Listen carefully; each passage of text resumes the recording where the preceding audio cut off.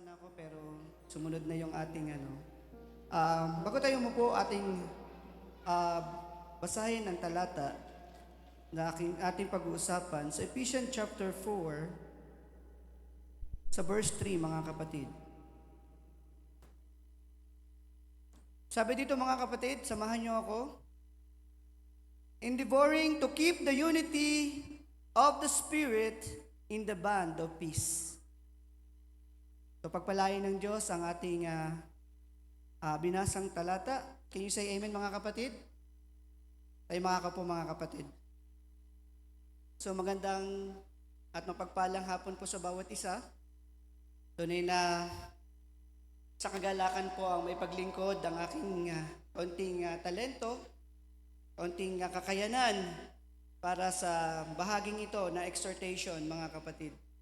At ito ay hindi naman first time pero matagal na bago nasundan mula pa nung pandemic. At isang bagay na hindi ito ganun kadali para sa akin. Sabi nga ni Pastor Nick, ito ay laban ng Diyos. So kung ganun, hayaan ko ang Diyos ang lumaban sa oras na ito para sa akin. So mga kapatid, lagyan natin ng title, Hallelujah, ang ating pag-uusapan. At ito ay kinuha ko rin sa talatang ating binasa, which is endeavoring to keep the unity of the Spirit.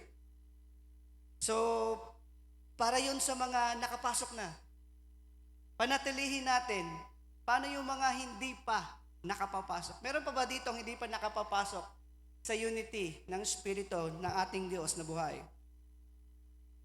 Siguro magsasabing, lahat tayo nakapasok na. Tama po ba ako? Pero punta tayo sa realidad. Sapagkat naniniwala ako, kahit si Brother Branham ay nagsabi, Hallelujah, sa isang iglesia may 3 uri ng mananampalataya. Hindi ko na babanggitin. Pero ang tanong ko mga kapatid, meron pa bang hindi nakapapasok sa presensya o sa unity na binabanggit natin sa oras na ito? Hallelujah! So, ito yung panahon para tayo ay makapasok. Sapagkat ang Diyos ay naghahantay. Naniniwala po ba kayo na ang Diyos ay naghihintay para sa inyo, mga kapatid? Hindi hayaan ng Diyos na kayo, kahit kayo first time pa lang naka-attend dito, hallelujah, ano nyo bang hindi nagkataon lang ang bagay na ito?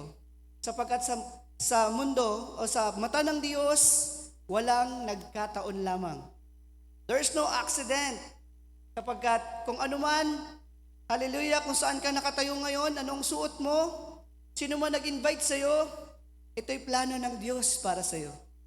Amen? Naniniwala po ba kayo doon? Sapagkat ang naniniwala doon mga kapatid, hallelujah, ang siyang makatatanggap ng mga salita. Mula nung una pa, kahapon pa, at hanggang ngayon, hanggang mamaya, sa ating mahal na pastor, ang Panginoon ay magbubuhos ng Espiritu Santo. Hindi para sa mga nakatanggap lang, kundi sa mga tatanggap pa lamang sa oras na ito. Praise God.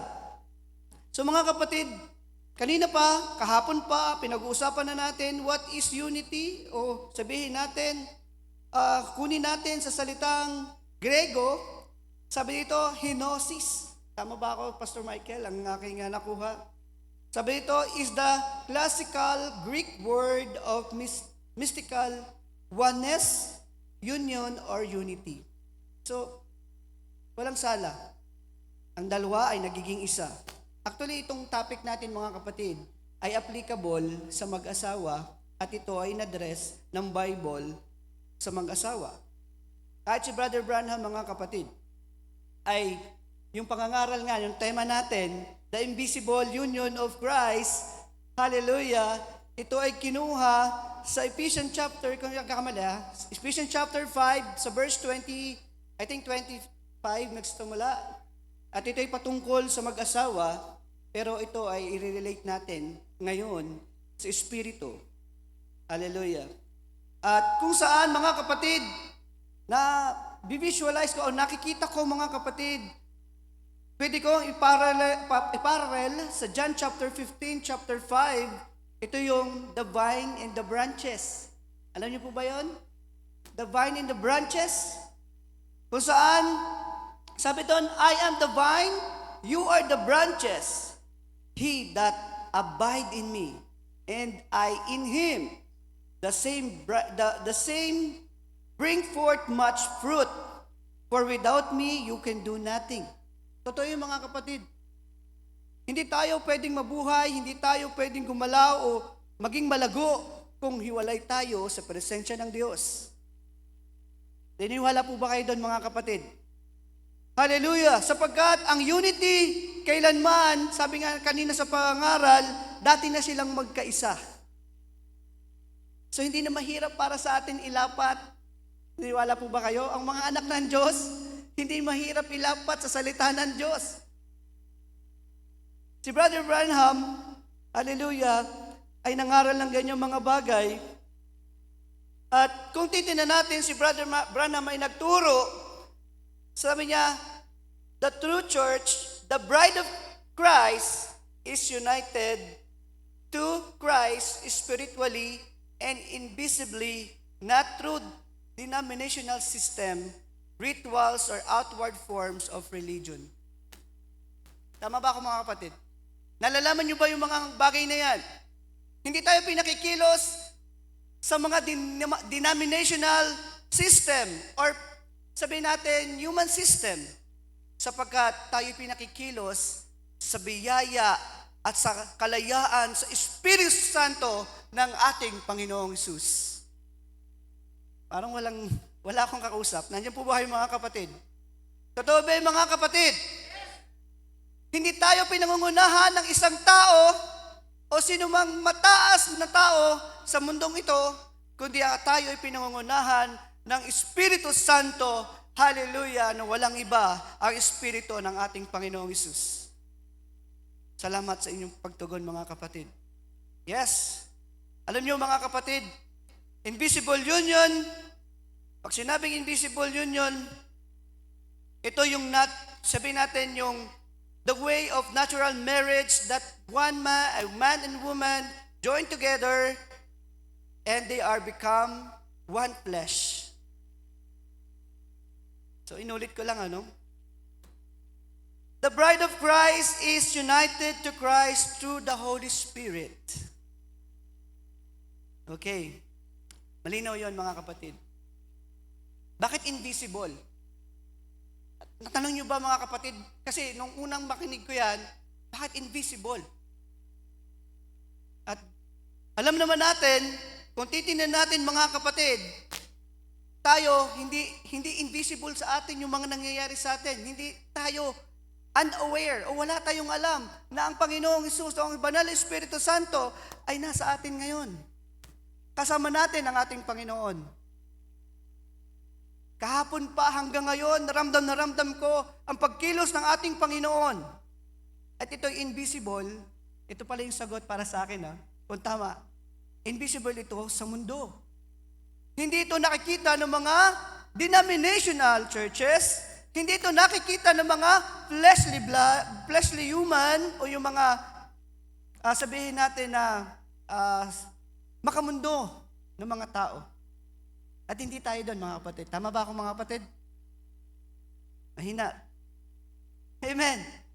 Hindi tayo makamundong tao.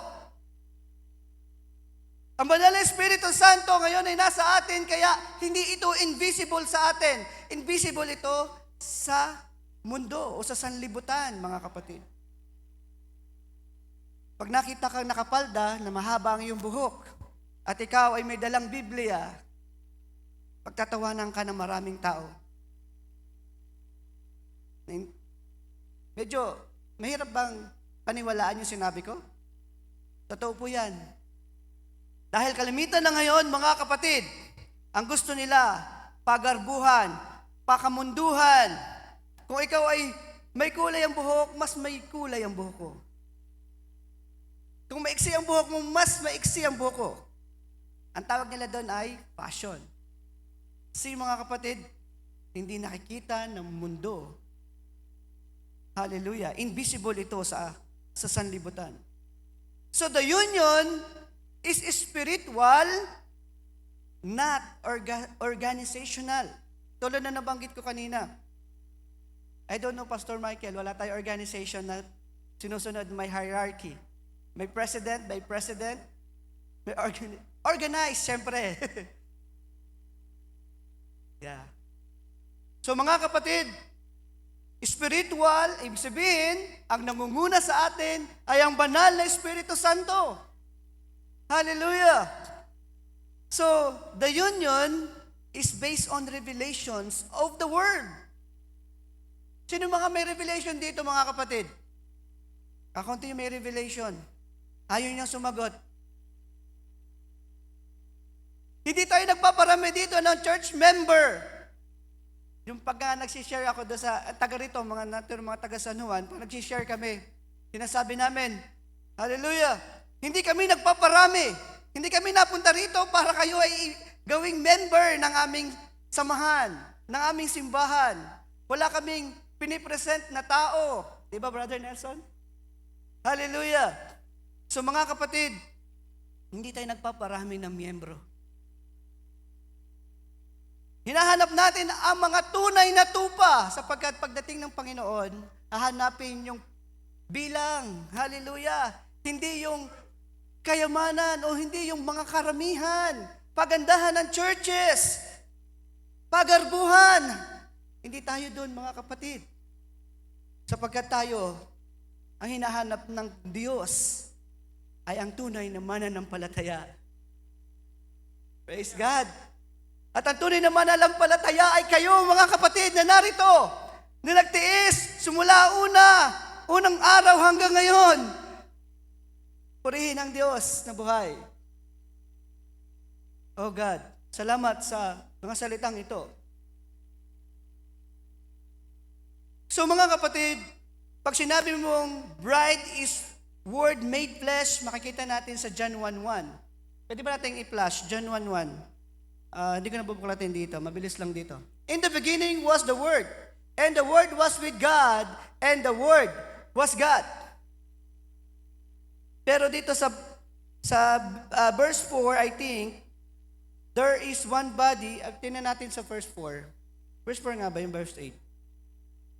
I think verse 4. Tagalog. Ba't nandun na verse? Naging ano siya? John chapter 1. Verse 4. Kapatid. In him was life, and the life was light of men, and the word became flesh. 14, I mean. Sorry, nangalawang agad. So mga kapatid, ang salita ng Diyos ngayon ay naging laman. Bakit? Para sa salitang salvation. Hindi magkakaroon ng kaligtasan kung ang Diyos ay hindi titikman ang kalagayan ng tao. Hindi yung topic ko, pero titingnan natin mga kapatid. The central theme of this verse is Christ is the Word. At kung si Kristo, hallelujah, kung tayo ay bride ni Kristo, tayo din naman ay magiging isang salita. Naniwala ba kayo? Kaya nga yun eh. Magkaparehas lang. Hindi pwede tayo magkaiba. Yung word naging flesh. At kung ang ating Panginoon, hallelujah, sa pamamagitan ng Banal na Espiritu Santo na nanahan sa ating mga puso ngayon, hallelujah, ay nasa atin, definitely, we must to be the Word. Salita. Salitang lumalakad sa sanlibutan ito na nagbibigay ng liwanag, hallelujah, at pag-asa sa madalim at sa magulong lugar ng mundong ito, mga kapatid. Iba't ibang lugar na puntahan ang pinanggalingan natin. At I think, kaya tayo naandun sa iba't ibang lugar kasi tayo ay mga representative, diba? Ng magsalita. Yung salitang ito ba, mga kapatid, kung tatanungin ko sa inyo, kayo pa ba ay nagliliwanag sa inyong lugar? O malapit na rin tayong Sabi yung nag-andap-andap na. Nawala na yung langis. May langis pa ba kayo, mga kapatid? Amen! Claim it, Sister Judith. Sapagkat ito dapat ay nakikita sa atin. Again, mga kapatid, the bride reflects Christ's life. Ano yon? Yung character ni Jesus, hallelujah, the way He thinks, and the best things is yung salitang obeying. Napakagandang sample ng ating Panginoon pagdating sa salitang obeying. Hindi matigas ang ulo ng ating Panginoon. May babasahin ako, mga kapatid. Pwede ba natin buksan? Sa Romans chapter 6, magpasimula tayo sa verse 3. Pwede ba nating lagay Romans 6, chapter 3, verse 3. Know you not that you, many of us, as were baptized into Jesus Christ, were baptized into His death? Yun yung tanong. Naniniwala ba kayo doon? Hallelujah! Na tayo ay nabautismuhan, hallelujah, sa kamatayan ng ating Panginoong Jesucristo. Sa verse 4, therefore, makinig kayo mga kapatid, we are buried with Him by baptism into death. That like as Christ was raised up from the dead by the glory of the Father, even so, we also should walk in newness of life. Nakikita ba ang pagbabago, mga kapatid? O baka naman, kahit yung kapitbahay nyo magsasabi sa inyo, kapatid, akala ko ba Kristiyano ka? Bakit ka ganyan? Something wrong, mga kapatid. Ang dapat marinig sa inyo, mga kapatid, hindi lang kapitbahay, mga kaibigan, dating mga kaklase o sino man. Bakit ka nagbago? Parang iba ka na. Nagbago ka na. Parang ang banal-banal mo. Dapat yan na marinig sa iyo, mga kapatid. Yan ang dapat marinig mo. Dahil nung namatay si Kristo, kasama tayong namatay. Ang ating lumang pagkatao. At ngayon nga, ang sabi dito, we should walk in newness of life. Hindi ko na siguro masyadong pahabayan yun, mga kapatid. Dahil alam na natin kung sino o ano ang dapat o bagong buhay. So tingnan natin, mga kapatid, sa ilang mga points na aking nakita. Again, mga kapatid, the bride is led by revelation, separated from the world, from the word, obedient to the word. Amen. Yan ang dapat. Sa pagkataanin mo ang salitang Kristiyano ako, pero hindi naman nakikita sa inyo. Tama ba ako, mga kapatid? Nakakahiyang sabihin na ako isang Kristiyano. Ako'y born again. Pero yung newness of life ay hindi nyo nilalakaran. Sino niloloko nyo? Diba? Sino niloloko natin, mga kapatid? Ang ating sarili.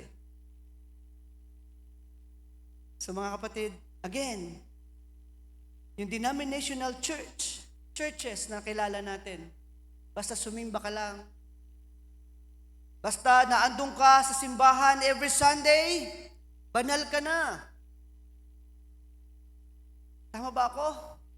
Kahit anong ginagawa mo, kapatid, basta ikaw ay nasa simbahan, ikaw ay ligtas na. Narinig niyo na ba yung mga ganyang salita? Ako, narinig ko na yan. Napakadali sa kanila para maging born again. Dahil sabayan mo lang ako sa aking panalangin, after ng amen, in Jesus' name, born again ka na. Ang galing. Ang daming mga ganun. Pero alam niyo, mga kapatid, hindi naman tayo sa pinahihirapan ng Diyos. Ngunit ang Diyos ay may sariling paraan at meron siyang requirements para tayo ay dalhin, hallelujah, at gawing tunay na anak ng Diyos. So mga kapatid, hindi yan ang aking topic, baka tayo lumayo. Katulad ni Eva. Si Eva ay, sabihin natin na, in a way na, ang tao ay pwede nating sabihin ganito. Maliligtas na sana siya, kaya lang, yung nasamahan niyang paniniwala o pananampalataya ay denomination. Bakit? Half truth, half lies. Tulad ng sinabi, si Eva kaya nahulog, di ba? Nilinsi siya ng mga salita ng kaaway. Tunay ba, Eva? Na sinabi ng Diyos na kapag kinain mo, ang prutas na ito ay tiyak kang mamamatay. Ano sabi ng kaaway? Hindi. Sapagkat pag kinain mo ito, tiyak malalaman mo. Hallelujah. Ang katotohanan. At nakita nga niya ang katotohanan. Siya ay nahulog sa patibong ng kaaway. So mga kapatid, we are subject. Always subject for these mistakes. At kung wala ang Banal na Espiritu Santo sa ating mga puso, mga kapatid, sino ang magbibigay ng lakas, gabay, at pag-iingat sa bawat isa? Napakahalaga ng unity sa ating Panginoon. Okay, mga kapatid, nung tayo ay nabautismuhan, humakbang tayo sa pananampalatayang ito, hallelujah, nabautismuhan sa tubig, tayo ay dumaan sa proseso. Tama ba ako, mga kapatid? Andiyan yung justification, yung sanctification, hallelujah, and now, sa biyaya ng Diyos, tayo ay nabautismuhan sa Espiritu Santo. Amen? Amen. Lahat ata ito, sasabihin niya, opo, meron akong banal na Espiritu Santo. Pero kanina, ang tanong ko, totoo ba na may banal na Espiritu Santo ka na? Amen. Ang meron, malakas magsasalita. Yung hindi sigurado, ewan ko kung makakapag-amen. Kapatid, hindi kita dinadown o wala akong intensyon para saktan ka. Ang nais ng Diyos ngayon ay ibigay mo yung sarili. Ang nais ngayon, tanggapin mo siya. Okay, magpapatuloy ako. Mamaya po natin gawing... So, andun tayo. Nabautismuhan tayo sa Banal na Espiritu Santo. Okay, tayo'y nalinis. At alam niyo ba, mga kapatid, dahil sa Espiritu Santo na siyang nagbautismo sa atin, ang Banal na Espiritu Santo ay naging isa natin. Ang tanong, bakit hindi tayo? Yung manifestation ng Espiritu, na kapangyarihan ng Banal na Espiritu Santo ay hindi o walang kapangyarihan sa ating buhay. Pwede pala yun. May Banal na Espiritu Santo ako, pero hindi ko walang manifestation na nangyayari. Simpleng lagnat, hindi natin kayang paalisin o pagalingin. Hindi naman pala tayo magpapagaling, kundi ang Banal na Espiritu Santo. Pero, ang ibig sabihin ko, meron tayong kapangyarihan na palayasin ang ganyang klaseng espiritu. Bakit? Dahil hawak natin, o tayo mismo yung word. Nasa atin ang salita. Nasa atin ang Banal na Espiritu Santo. Hallelujah. Huwag kayong mag-alala kasi kasali din ako dyan. Minsan, nawawala din. So, pinag-uusapan natin to para tayo ay magpalakasan, mga kapatid. Magpaalalahanan. Sapagkat kung minsan, nalilimutan natin kung sino tayo, kung ano yung identity natin sa harap ng Diyos. Tama? Lalo na kapag naandyan na yung sunod-sunod na problema. Nalilimutan natin kung sino tayo. Kung sino yung kasama natin. Kung sino yung nasa loob natin, mga kapatid. At kapag ang kaaway ay bumulong na, hindi mo kaya yan. Hanggang diyan ka na lang. Wala ka ng pag-asa. Ang sabi ng kaaway, yan ay iyong pinakinggan, mga kapatid. Kung anong sinasabi ng kaaway sa'yo at pinaniwalaan mo, yun magiging ikaw. Okay? Naniniwala po ba kayo? Alam niyo po ba na kaya nyo ng higit? Hallelujah, sa inyong inaakala. walang nag-i-amen. Kasi hindi nila naintindihan. Kaya nyo mga kapatid, kaya natin gawin ang lahat ng bagay. Diba? All things work together for good. And then, with God, there is no impossible. So mga kapatid, kung nalalaman ninyo na ang banal na Espiritu Santo ay kasama ninyo ngayon, may manifestation na kayo makikita. Pahapyaw, mga kapatid, meron tayong nararamdaman. Meron tayong nararanasan. Pinalalasap tayo ng banal na Espiritu Santo, hallelujah, at kung minsan, hindi ito nagiging consistent kasi meron tayong doubt sa ating puso. Bakit? Dahil nawawala tayo sa alignment sa salita ng Diyos. In short, nagkaroon tayo ng kasalanan. At kapag ang kasalanan, mga kapatid, ay nariyan na at hindi natin kayang i-identify, minsan ganun di ba? Hindi natin alam kasalanan na pala yun. Niniwala po ba kayo doon? Minsan hindi natin intensyon, pero kasalanan na pala. At ito'y nagbibigay ng kahinaan sa atin, mga kapatid. So mga kapatid, balik tayo. Hindi ako magpapahaba. Sabi ko nga kay Brother Nelson, hindi, siguro hanggang 30 minutes lang. Pero, tingnan niyo mga kapatid, ang tanong, babalik ko, kung ikaw ay anak ng Diyos, at alam mo na nananahan sa iyo ang banal na Espiritu Santo, bakit walang manifestation sa buhay niyo? Bakit ang mga salitang, hallelujah, na kapangyarihan ng salita ng Diyos ay hindi nagmamanifest sa atin, mga kapatid? Ano ang problema? Nakita niyo po ba? Alam niyo po ba kung ano minsang problema ng mananampalataya? Tanong niyo mga kapatid, John 14, verse 12, papakita ko sa inyo. Kasi si Jesus ang nagsabi nito. Verily, verily, I say unto you, he that believe on me, the works that I do shall he do also.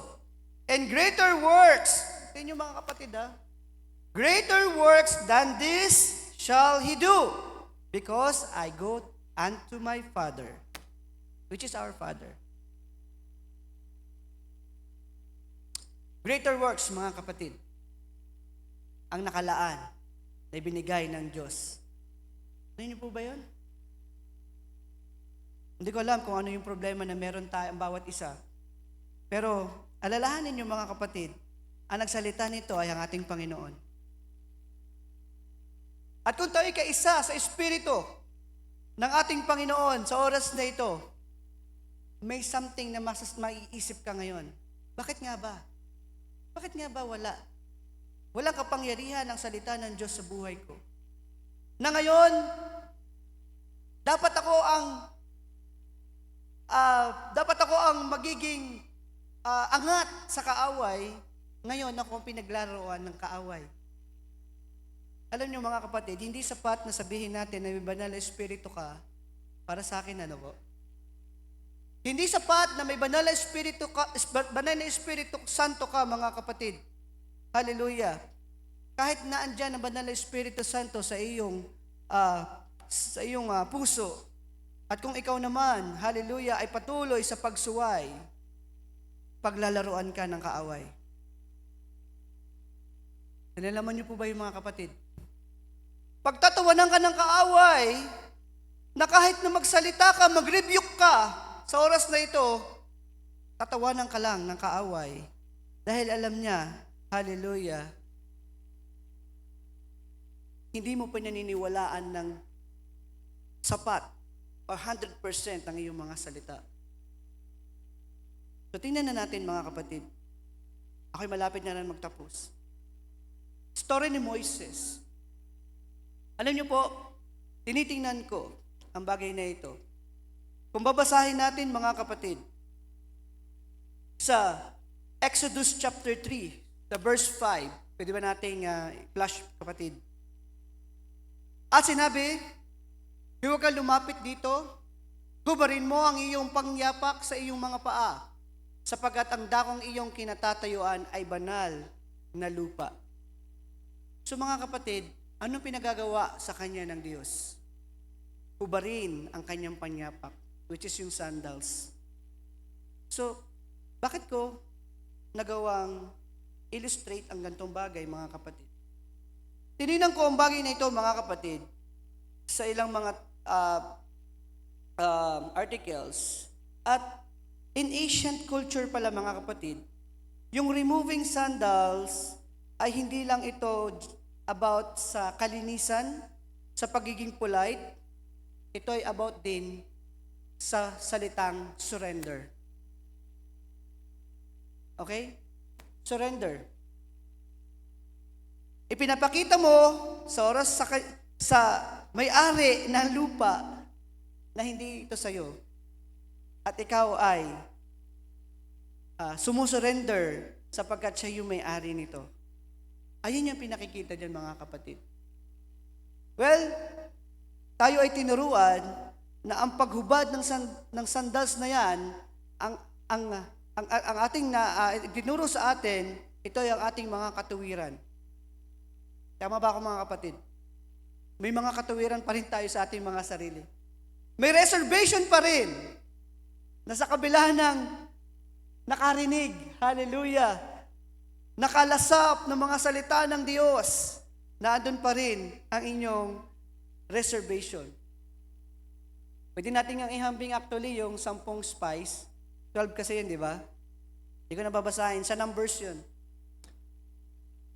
Sa tagal nilang paglalakbay, hallelujah, sa ilang, nakita nila, hallelujah, ang gawa ng Diyos sa kanilang mga buhay.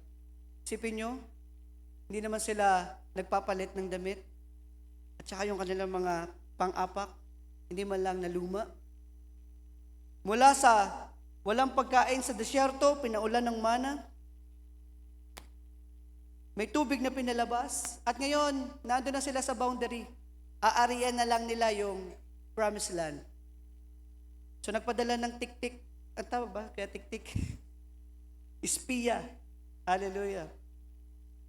12 mga kapatid. Magkaiba ang nakita. Bakit? 2 lang po yung nakapasok sa unity. Nag-issue po ba yun? 2 ang nakaintindi, 2 ang naka-adapt, o sabi natin, nagkaroon ng union sa ating Panginoon. Si Caleb at si Joshua lang. So tingnan nyo, ang dami natin. Hindi ko sinasabi isa sa atin ay hindi bride. Pero hindi nakatingin ang Diyos sa dami. Nakatingin ang Diyos sa puso. Hallelujah! Magkaiba ang nakita. Pero pare-parehas lang naman na nakarinig ng salita ng Diyos. Nakakita at nakalasap ng biyaya ng Diyos, ng miracle ng Diyos. Maaring, well, wala naman sana, maaring sa kalipunan, kung minsan, ay hindi lahat sold out or hindi lahat lapat sa salita ng Diyos. Masakit na katotohanan, pero alam niyo po ba ang dahilan kung bakit ito narinig ninyo? Ng bawat isa na narito? Hallelujah! Ito ay para maging aware ka at isurrender mo ng lubusan ng iyong sarili. Ang salitang surrender, mga kapatid, ang tinutukoy ko ngayon. Kung hindi mo kayang isurrender ang lahat sa buhay mo, mga kapatid, mananatili ka kung ano ka dati. Iniwala ba kayo? Yan minsan ang problema ng mananampalataya. May banal na Espiritu Santo na, pero may reservation pa rin. So ngayon, mga kapatid, nagiging talunan pa rin ang kaaway. Nagiging kadustaan kung minsan. Hindi ko alam kung tama ba sinasabi ko, pero ito ang tunay na masasabi ko sa inyo, mga kapatid, sapagkat ito ay nakabase sa Biblia. Sapagkat ang hinahanap ko mga kapatid, ang hinahanap ng Diyos ngayon ay pusong matalimahin. Kapag hindi nyo kayang isurrender, I tell you the truth mga kapatid, maging sino ka man, babae, lalaki, bata, matanda, ano man ang posisyon mo sa trabaho, may pinag-aralan ka man o wala, kapatid, kung ang isa sa mga hinihiling ng Diyos ay hindi mo kayang isuko, isang araw babalik ka sa dati. Hindi ka na lumago. Walang pagpapala. Walang anumang miracle na mararanasan ang taong ito. At nawa, hindi tayo yun. Tama ba ako mga kapatid? Hindi tayo yun. Sapagkat tayo ay nakatalaga, hallelujah, sa isang salitang pagkakaisa. The Word and you are one. So we are called bride. So tingnan mga kapatid. After na si Moises ay hinubad ang kanyang sandals, nagpasimula ang mga miracle. Ano yung mga miracle? Tandaan niyo po ba? Si Moises ay nakaranas, hallelujah, na ang tungkod ay maging ahas. Di ba? Ang tubig ay naging dugo. Doon niya naranasan, mga kapatid, hallelujah, nung simula na isurrender niya ang kanyang buhay sa ating Panginoon. Nung sinurrender niya ang kanyang buhay, mga kapatid, naranasan niya ang mga miracle works. Gusto niyo po ba yung mga kapatid? Ang pinakikita ko mga kapatid, hallelujah, the union of Christ, hallelujah, ay isang pagpapakita ng kapangyarihan ng Diyos sa buhay ng isang mananampalataya. So mga kapatid, kung magagawa lang natin na isuko ang ating mga sarili sa ating Panginoon, malakas tayong sasabihin na ako'y anak ng Diyos. Hindi na ako nabubuhay ngayon sa aking sarili, kundi ang nabubuhay sa akin ngayon ay si Kristo na. Tama ba ako mga kapatid? Sapagkat maaaring mabasa natin ang mga talhatang ito, ngunit hindi ito natin mapapakinabangan. Hindi magiging makapangyarihan ang salita ng Diyos kung tayo mismo ay hindi magiging masunurin o hindi natin magiging kaisa ang salita ng Diyos.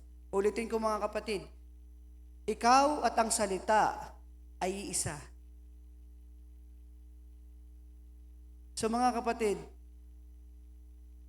inihintay ka ng Diyos para i-surrender mo ang lahat na meron ka. Kung ano man magiging sagabal, salita ng Diyos, mga kapatid, sa kanyang kalooban, ito'y atin ang i-surrender sa Diyos. Bitawan natin, gaano mang kahalaga, sapagkat mas higit pa ang ibibigay sa iyo ng Panginoon. Palakpakan natin ang Diyos na buhay at ibibigay ko sa MC.